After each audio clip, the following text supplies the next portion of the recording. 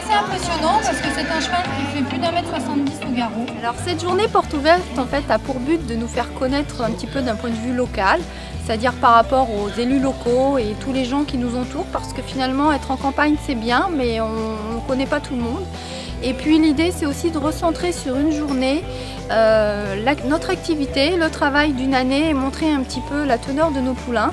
Et à la fois recentrer tous les gens qui veulent nous rencontrer tout au long de l'année et voir d'un point de vue global qui nous sommes, ce que nous faisons, sur quel lieu nous travaillons et comment nous le faisons. Donc le but aujourd'hui c'est de vous présenter la race le Frison impérial. Donc c'est un croisement de Knapstrupper étalon et de jument Frison. Voilà, donc c'est une race qui a été réfléchie mûrement pendant 2-3 ans grâce à des tests génétiques aussi pour avoir une robe spécifique et surtout un mental exceptionnel. Donc on espère voilà, des visiteurs, on veut surtout que ce soit un moment de partage, de bonheur, une bonne après-midi. Voilà.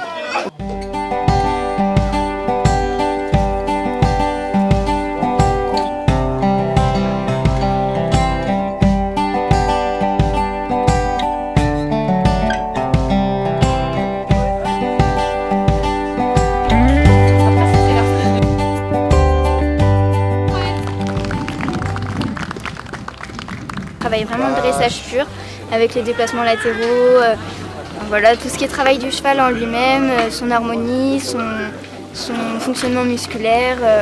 Ça a été vraiment un travail d'organisation parce qu'il a fallu préparer les chevaux mentalement, qu'ils n'aient pas peur du bruit, enfin, voilà, vraiment aussi la préparation physique, qu'ils soient propres, élégants. Il y a 30 bénévoles aujourd'hui, c'est beaucoup de copines, de copains, de passionnés de chevaux bien sûr.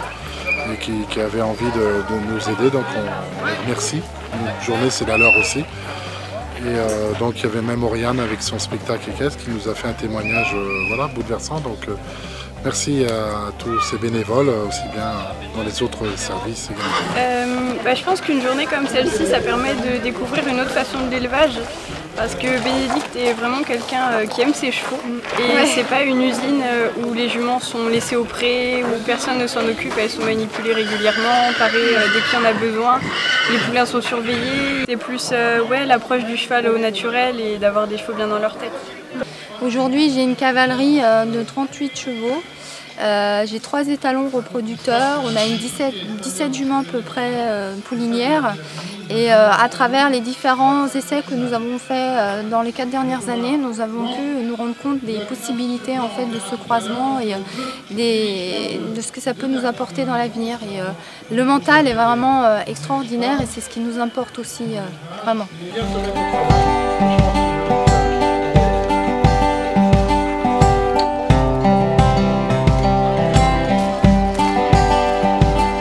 Alors l'équithérapie, j'ai envie de dire, ça concerne un petit peu tout le monde, c'est-à-dire les gens qui sont dans le handicap, les gens qui sont confrontés à la maladie, les gens qui ont des problèmes de développement personnel ou de confiance en eux. Le cheval est une thérapie en lui-même et permet en fait de trouver des réponses cognitives qui sont très intéressantes. Et je dirais être au contact du cheval ou de n'importe quel animal finalement permet de résoudre pas mal de choses puisque le cheval n'est pas dans le jugement ni dans l'anticipation de telle ou telle chose, il vit l'instant présent et nous renvoie à nos émotions. Donc c'est vraiment très intéressant d'utiliser cet animal comme support de travail. Prévoir, c'est effectivement, moi je suis assureur, mon métier, donc c'est effectivement d'aider les gens lorsqu'ils sont dans le problème, voilà, d'être intervenant. On paye une assurance et d'être présent lorsqu'il y a des besoins. Donc le groupe Prévoir me convient tout à fait dans cette éthique. Et je vais même plus loin dans mon métier puisque c'est d'anticiper, de s'assurer à bon escient pour que la vie soit douce. Et que voilà, d'aider les gens, c'est quelque chose qui me motive.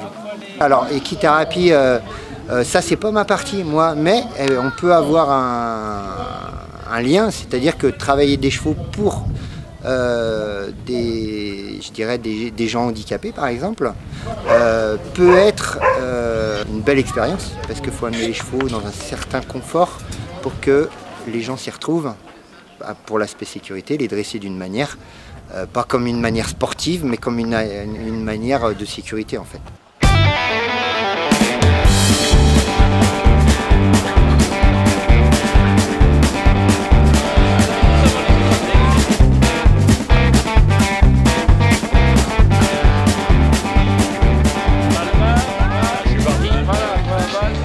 Alors le torbol se déroule sur un sport de 16 mètres sur 7. Donc il y a 3 joueurs d'un côté, 3 joueurs de l'autre. Ils ont les yeux bandés. Il y a un ballon sonore. Avec le ballon sonore, ils le prennent dans la main. Ils le lancent sous 3 ficelles. Il ne faut pas toucher les ficelles, sinon il y a faute. Et ils doivent essayer, l'autre équipe, d'arrêter le ballon, sinon le but est marqué.